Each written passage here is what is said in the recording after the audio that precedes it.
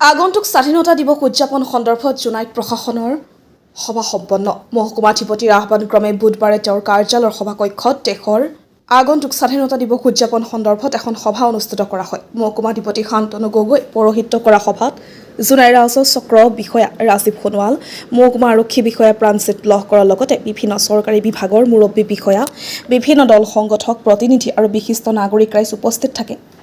সভাত জোনাই মহকুমাত আগন্তুক স্বাধীনতা দিৱস উদযাপন সন্দৰ্ভত বিতংভাৱে আলোচনা কৰা হয়। আগন্তুক স্বাধীনতা দিৱস উদযাপনৰ লগত সংগতি ৰাখি ছাত্ৰ ছাত্ৰীৰ মাজত কুইজ, চিত্ৰাংকন আদি প্ৰতিযোগিতা অনুষ্ঠিত কৰাৰ সিদ্ধান্ত গ্ৰহণ কৰা হয়। মহকুমা প্ৰশাসনৰ স্বাধীনতা দিৱসৰ পতাকা উত্তোলনস্থলী গান্ধী ময়দানত নিৰাপত্তা তথা যাৱতীয় ব্যৱস্থা গ্ৰহণ কৰাৰ সিদ্ধান্ত গ্ৰহণ কৰা হয়।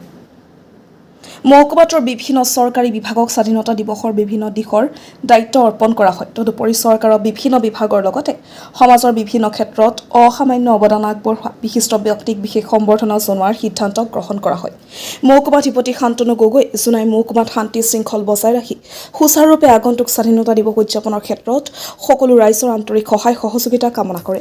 আজি আমি আগন্তুক ৭৮ সংখ্যক স্বাধীনতা দিৱস উদযাপনৰ বাবে এখনি আলোচনা কৰা গৈছে আমাৰ ৰাজ্যৰ লগত আৰু বিভিন্ন বিভাগৰ মুৰব্বীসকলৰ লগত তথা আমি মিডিয়া আৰু আমাৰ অন্যান্য গণ্যমান্য ব্যক্তিসকলৰ উপস্থিতিত গতিকে আজি আমি আগন্তুক সকলোকে এই উপলক্ষে সকলোকে শুভকামনা জ্ঞাপন কৰিছোঁ আৰু আমাৰ জোনাই মহকুমাৰ যাতে এটা ধুনীয়াকৈ আমি উলহ মালহেৰে যাতে উদযাপন কৰিব পাৰোঁ আৰু উঠি অহা চাম বিশেষকৈ আৰু সমগ্ৰ ৰাইজৰ মাজত যাতে আমাৰ দেশপ্ৰেমৰ ভাৱ আৰু উদ্বুদ্ধ কৰি তুলিব পাৰোঁ। তেওঁলোককো যাতে আমাৰ এখন সাৰ্বভৌমত্ব যি স্বাধীন দেশৰ মহত্বতা সেই তাৰ উপলব্ধিৰে আমি আগবাঢ়ি আমাৰ স্বাধীনতাৰ বাবে নিজৰ জীৱন আহুতি দিয়া বা নিজৰ তেওঁলোকে সৰ্বোচ্চ ত্যাগ কৰিবলৈ সাজু হোৱা লোকসকলকো যাতে আমি শ্ৰদ্ধাৰে সোঁৱৰিব পাৰোঁ তাৰ বাবে কামনা কৰি আমি এখন যিখন আলোচনা চক্ৰ কৰিছিলোঁ আমি আমাৰ আজি সভাত সেই সভাত আমাৰ কিছু ডিচিজন লোৱা হৈছে।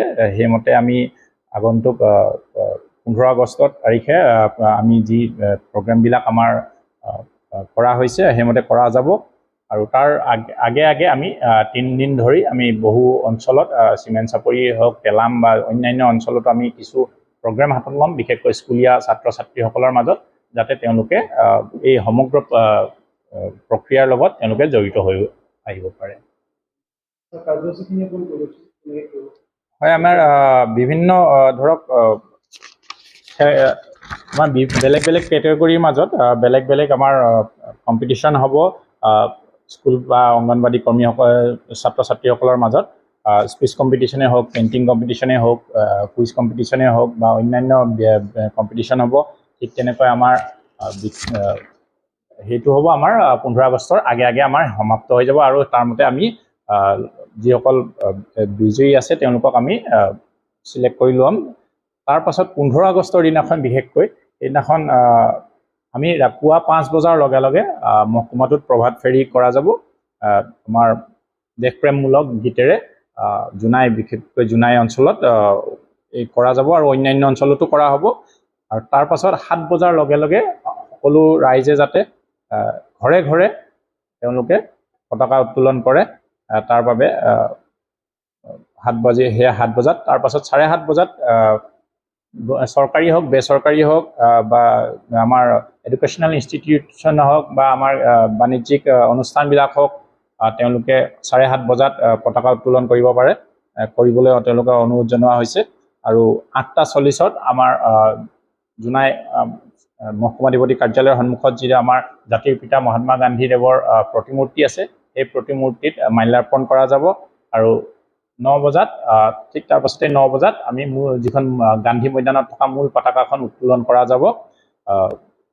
9:30 পৰা বিভিন্ন আমাৰ অনুষ্ঠানবিলাক হ'ব, কালচাৰেল অনুষ্ঠানবিলাকো হ'ব বা আমাৰ যিখিনি সম্বৰ্ধনা জনাবলগীয়া আছে, আমাৰ বহু ব্যক্তিয়ে আমাৰ বহু সমাজৰ বাবে অৰিহণা আগবঢ়াইছে তেওঁলোকক আমি সম্বৰ্ধনা জনাম। আৰু 4 বজাত আমি এখন ফ্ৰেণ্ডলি মেটচ হ'ব আমাৰ SDU11 আৰু পাব্লিক 11ৰ মাজত আৰু গধূলি 6:30 আমি চৰকাৰী কাৰ্যালয়সমূহত আমি বন্তি প্ৰজ্বলন